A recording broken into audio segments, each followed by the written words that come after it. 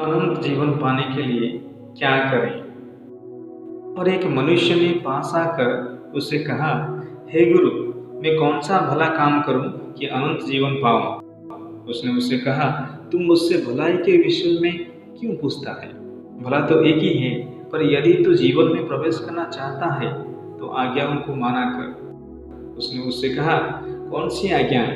यीशु ने कहा, यह कि हत्या न करना, व्यभिचार न करना, चोरी न करना, झूठी गवाही न देना, अपने पिता और अपनी माता का आदर करना और अपने पड़ोसी से अपने समान प्रेम रखना।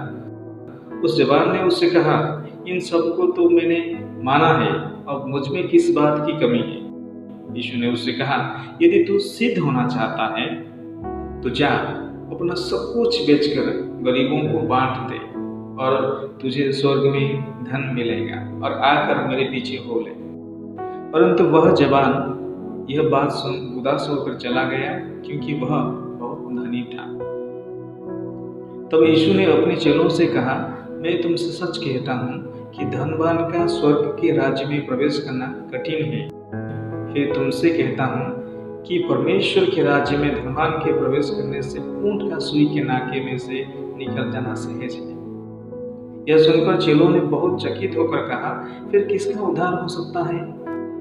यीशु ने उनकी ओर देखकर कहा, मनुष्यों से तो यह नहीं हो सकता, परंतु परमेश्वर से सब कुछ हो सकता है। इस पर पतरस ने उससे कहा, देख, हम तो सब कुछ छोड़ के तेरे पीछे हो लिए हैं, तो हमें क्या मिलेगा? यीशु ने उनसे कहा, मैं तुमसे सच कहता हूँ कि नई उत्पत्ति में जब मनुष्य का पुत्र अपनी महिमा के सिंहासन पर बैठेगा, तो तुम भी जो मेरे पीछे हो लिए हो 12 सिंहासनों पर बैठकर इसराइल के 12 गोत्रों का न्याय करोगे। और जिस किसी ने घरों या भाइयों या बहनों या पिता या माता या बाल बच्चों या खेतों को मेरे नाम के लिए छोड़ दिया है, उसको 100 गुना मिलेगा, और वह अनंत जीवन का अधिकारी होगा।